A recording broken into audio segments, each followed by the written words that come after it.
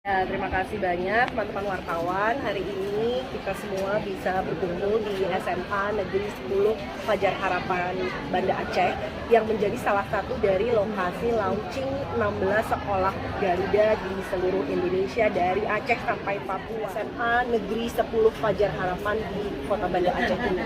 Ini merupakan sebuah langkah nyata komitmen untuk bisa memulai bagaimana mencapai generasi emas 2045. Karena untuk mencapai generasi emas 2045 tentu saja tidak bisa dimulai pada saat 2045, harus dimulai jauh hari, harus dimulai dari sekarang, 20 tahun sebelum generasi emas 2045 itu tercapai. Kita ingin agar adanya sekolah unggul Garuda ini, baik itu sekolah unggul Garuda Transformasi maupun sekolah Garuda Baru, nantinya akan dapat melahirkan pemimpin-pemimpin bangsa, pemimpin-pemimpin di Aceh, pemimpin-pemimpin di seluruh Indonesia.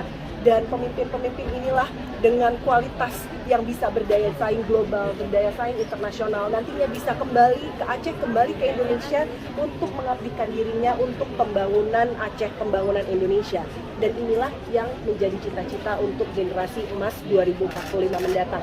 Dan kalau kita lihat, selain di Garuda Transformasi di SMA Negeri 10 Fajar Harapan di Aceh ini, nantinya juga akan ada dibangun lagi tahun depan 2026 adalah sekolah Garuda Baru di Aceh Utara. Ini adalah komitmen pemerintah Presiden Prabowo Subianto, Wakil Presiden Gibran Rakabuming Raka untuk betul-betul memberikan pendidikan yang inklusif dan juga pendidikan yang merata di seluruh Indonesia. Dan di Aceh sendiri tadi Pak Kepala Dinas Pendidikan juga sudah menyampaikan bahwa Pak Gubernur Pak Gubernur juga akan membangun sekolah-sekolah unggulan di seluruh Aceh, di seluruh kabupaten kota di Aceh.